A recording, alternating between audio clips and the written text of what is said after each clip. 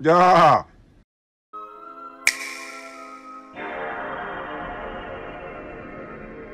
Здравейте, приятели, аз съм Слави днес отново. Здравейте, братачки, аз съм Венер. Нов клип. Нов клип. Нов клип, нов клип, нов клип, нов клип.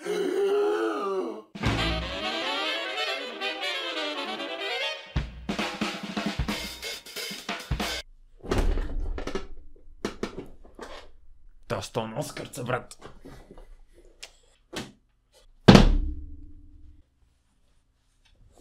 Добър ден, хора! Предполагам се, чуете къде съм.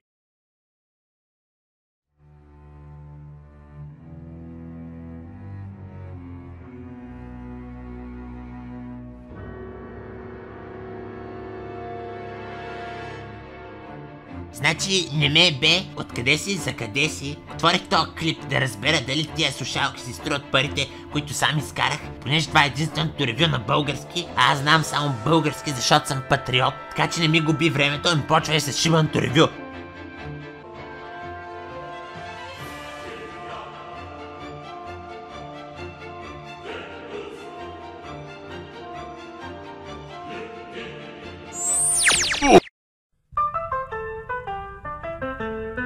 Така както споменах, предполагам, се чуете в момента къде се намирам. Що не съм падаш, що не съм си в имението. Това тук ми е бункера, това тук ми е щаб-квартирата, базата, както искате му викайте. По принцип, може и да сме тук. Но прецених, че RGB-то на мишката твърде много ще ви разсейва. И центърът на внимание няма да е тук. Та днес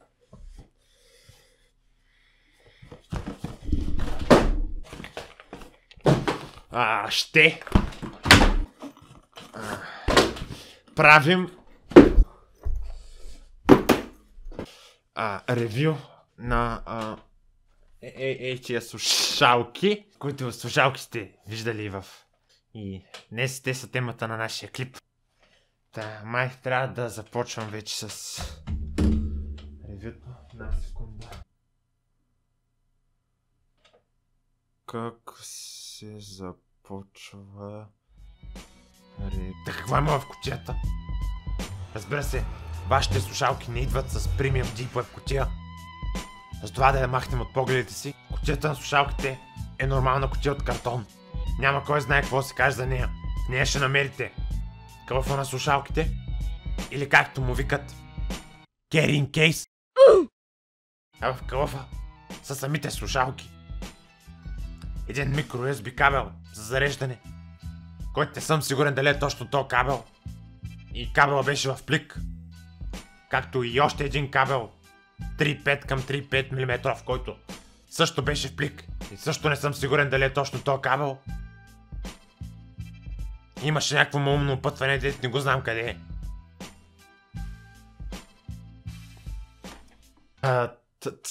Това беше от мен. Чао!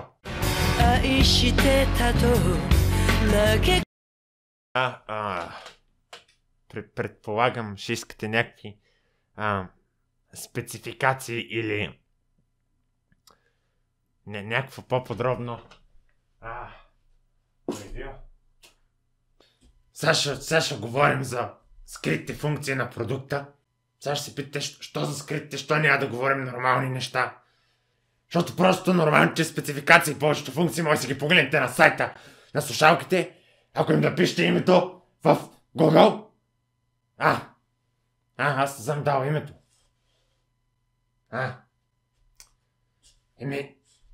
Ето ви го.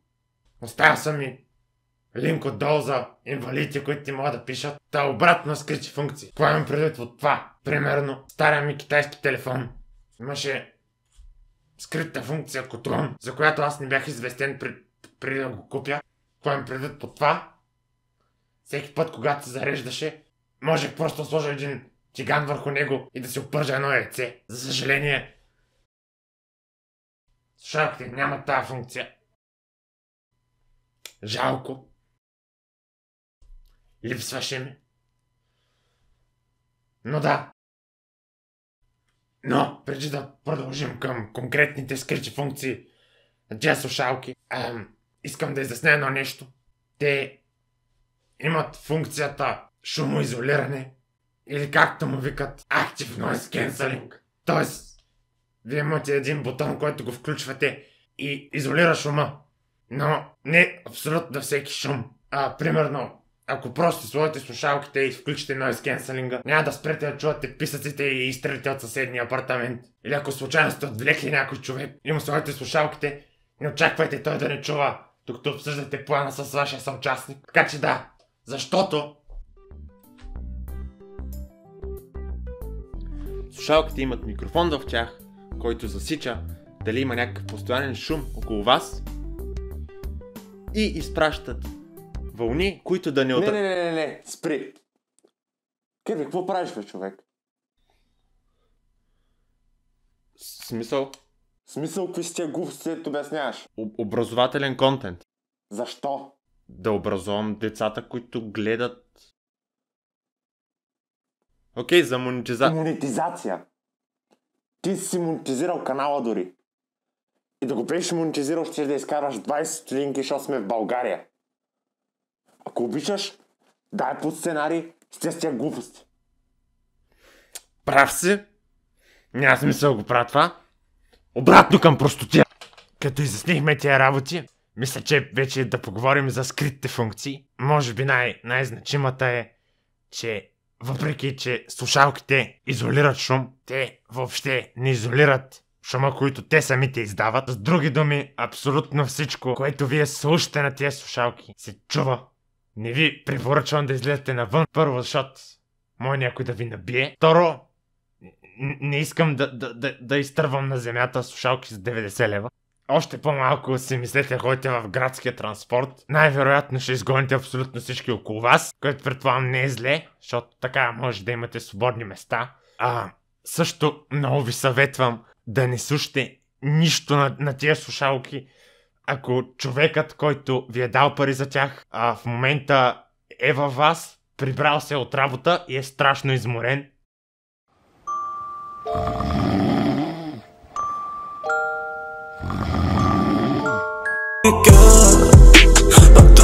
Матрули, мазни мамули, всички сме залуди, коза, чуди. Нищо, тате, слушам чалга. Чалга слушаш? Много добре те чух какво слушаш. Знаеш какво? Ако това се случи още веднъж, това ще се случи. Това общо взето, каквото искам да кажа с всички тези думи е, че ако усилите звука на максимум, може да пропуснат някой друг звук и човекът до вас да разбере какво слушате. Други скрити функции като че ли няма. Вече да кажем нещо, което на мен не е любимо. Това, което най-много ми хареса в тези слушалки, е, че може да завирате работи в тях. Чрез този 3,5 мм жак. Все пак трябва да са заредени тия слушалки, за да може да ги ползвате въобще и безжично и с кабел. Но възможността да ги свържите жично, с жица, отваря много възможности за аудиофили като мен. Казах аудиофили като мен. Добре, аз не съм обикновен аудиофил, нямам няколко бона оборудване, само да слушам грамофонни плочи на него. Аз съм ефтин български аудиофил. Имам си PlayStation 2.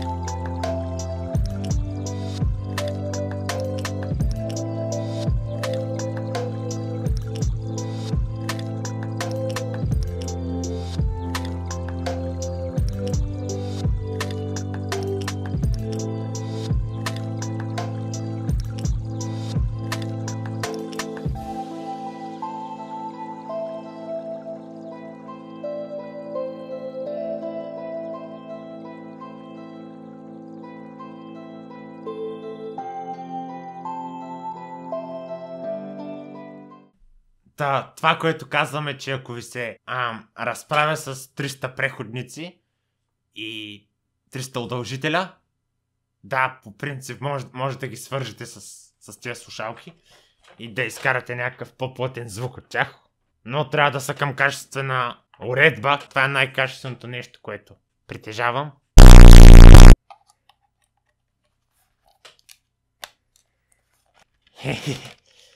My precious.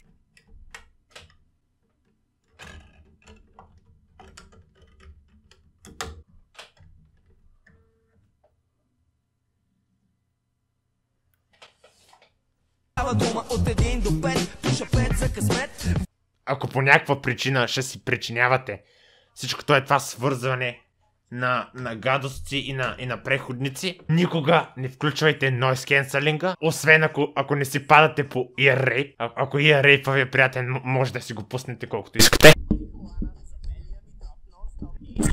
Нон-стоп марихуана в задния ми джоб. Да, окей, Герби. Ако не излияш с тях, толкова те е страх да ги изтървеш. За какво и купи тези слушалки въобще? По принцип, прибирам се, пускам си музика от телефона. Те имат обхват колко? 10 метра имаха някъде обхват. Слагам ги. Не си мъкна телефона навсякъде. Не се притеснявам още за него. Достатъчно добър звук имат. Върша много работи, като съм с тях. Така че, ако ме питате дали се струват, дали са качествени, предполагам са качествени, да.